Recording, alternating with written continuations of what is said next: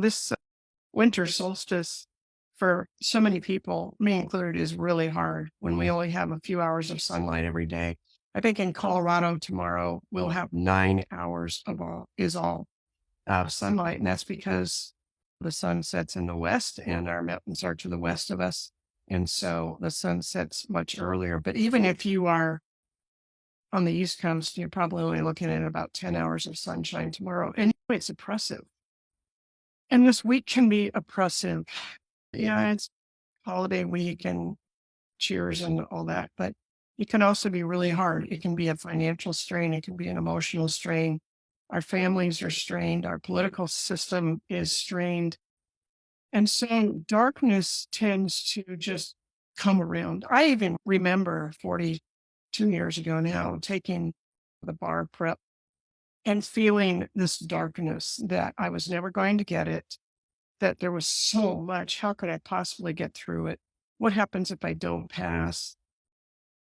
What is everyone going to say about me? And that darkness just comes in and comes in. So let me tell you a story that just happened to me today. And then I'll tell you another story that happened probably, I don't know, 20, 25 years ago, but I've never forgotten. So I had this surgery and I was told that I didn't have any more to pay on it other than the copay that I paid. But yesterday in the mail, I got a bill for $2,163. Totally unexpected. Talk about the darkness coming in. Bad timing. My dishwasher went out last week. I had to buy a new dishwasher. I don't have $2,100 laying around. And I certainly didn't plan for that. I had been careful to ask, what am I going to owe for this surgery? And this was a complete blindside to me. Boy, talk about darkness. I didn't sleep all night. I was anxious. I was going to call the hospital today, and I knew how the conversation was going to go. It was going to be, well, too bad, you owe the money. I'm sorry someone told you you weren't going to owe the money, but you owe the money and we want it now. So I called and I talked to a very pleasant woman. And after I gave her all kinds of personal information so she could unlock my account number, she said, well, your balance is zero. What can I do for you? Zero? I got this bill yesterday saying I owe thousands of dollars.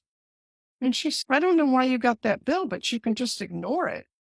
And I'm going to send you a letter that confirms that your balance is zero.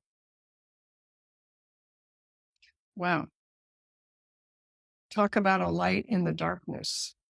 When she went to work this morning, she had no idea of what I've been through, what I've been dealing with, what this week means to me, what my emotional situation is, having lost my husband a year and a half ago, what this whole season has been to me being homebound with a surgery. She had no idea. And yet, when she took the call from me, she was the light in my darkness today. Why do I tell you this? Well, it's not because I'm so happy that I am, I'm relieved, but it's because what you do and what you are trying to do, it matters. It's going to matter. And I'm asking you a couple questions today because I think it's really important. Jackson goes through all the logistics and we talk about that kind of thing. But I want to ask you, who is the light in your darkness right now? Who can you rely on to call at any time to get a pep talk or just to be a listening ear for some of the frustrations you're feeling, your anxieties, the darkness that threatens to close in on you? Who is the light in your darkness? And thank that person or thank those people for what they do for you. How are you going to be the light in the darkness for someone else? When you are in a dark place yourself, having the experience of thanking someone who serves you a meal or rings up your groceries and you actually look at them and thank them for what they do, or you help somebody to their car, that can push away the darkness also, to be of service to other people. So I encourage you to ask yourself the question, who can I be the light for in this darkness? Because we get very introspective, we get very narcissistic when we're trying to study for the bar, and nobody understands and all that kind of thing. But who can you be the light for? So I was on the bench.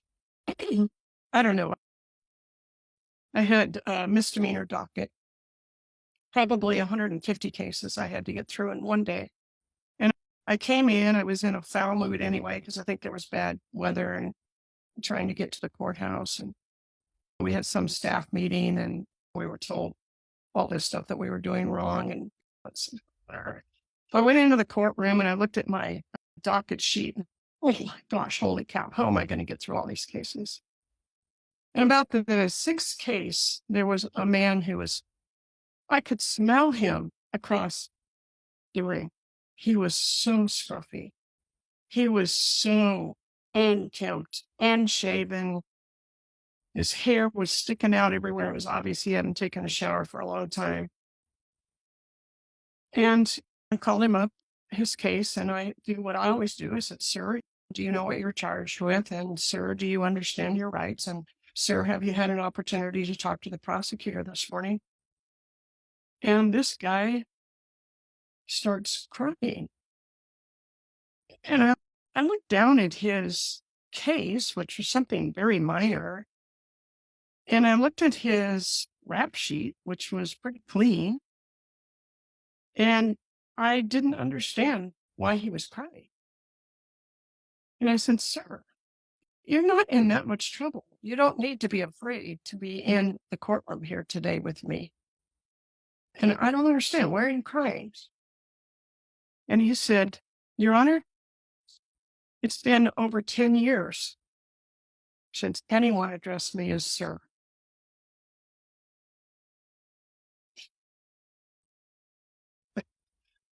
I still get goosebumps when I think about that day.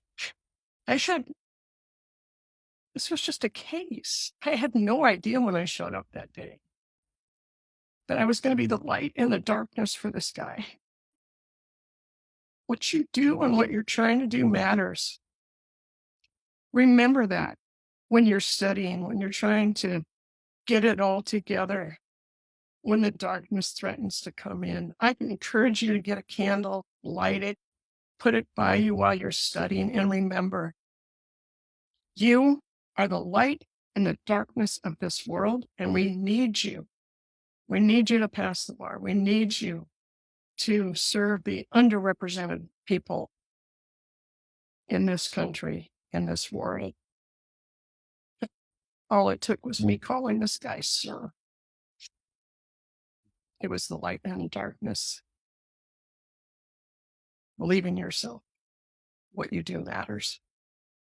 You have a great holiday. Thanks, Tracy. That was fabulous. I would say all of you, you're all lights in the darkness for me.